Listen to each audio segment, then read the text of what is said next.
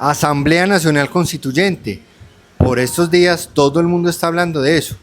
Algunos lo han utilizado como propuesta de campaña, algunos los han utilizado como debate o como iniciativa durante todo su periodo en el gobierno. Algunos los están utilizando porque también del otro lado dicen, venga, no queremos una Asamblea Nacional Constituyente, pero ¿qué es?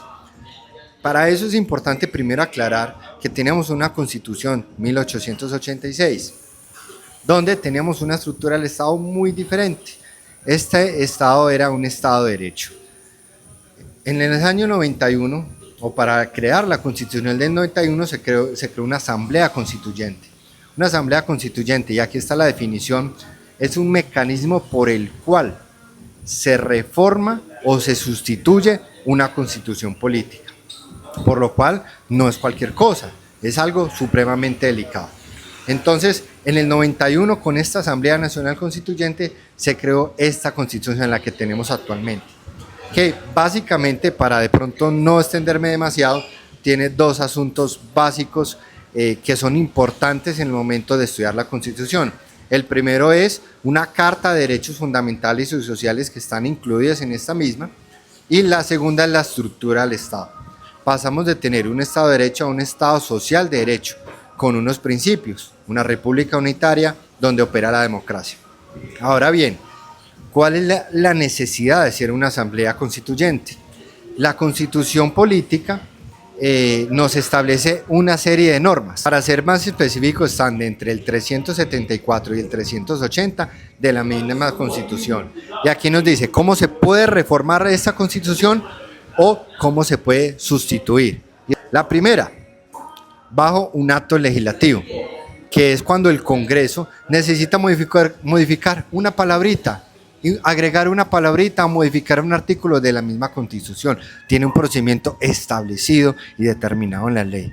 El otro, pues, digamos, mediante un referendo, y el otro mediante una Asamblea Nacional Constituyente. Que la Asamblea Nacional Constituyente tiene un procedimiento. Primero va la convocatoria, y después de la convocatoria, pues esto necesita obviamente revisión de la Corte Constitucional y demás. Pero lo que se busca con una Asamblea Nacional Constituyente será, después de nombrar unos delegados constituyentes, es volver a redactar una nueva Constitución. No entendemos cuál es el problema que tenemos con la actual, sabiendo que hay procedimientos legislativos, hay procedimientos jurídicos para modificar la Constitución en algunos puntos esenciales y básicos, pero sin que sustituya la esencia de la misma Constitución. Ahora bien, lo que se pretende en una Asamblea Nacional Constituyente, pues obviamente va a generar pánico y demás, pero cuando vemos de pronto cuál es el argumento político para hacer una Asamblea Nacional Constituyente, vemos que es implementar las reformas que de pronto no han pasado, como la reforma pensional, la reforma agraria. Ahora, es importante entender que estas leyes le corresponden al Congreso, sea por iniciativa de los mismos congresistas, del presidente o del pueblo. Las leyes se debaten en el Congreso. ¿Dónde está la estructura de esto?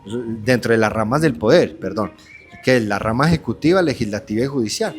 Y es a la rama legislativa, que agresa del Congreso de la República, que se divide en Senado y Cámara, al que le toque expedir y debatir las leyes, mirar cuáles apruebas y cuáles no.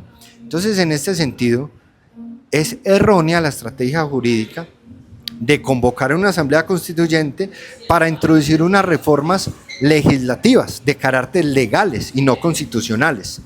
Pues la Asamblea Nacional Constituyente define cuáles son los derechos fundamentales de las personas y cuál es la estructura del Estado.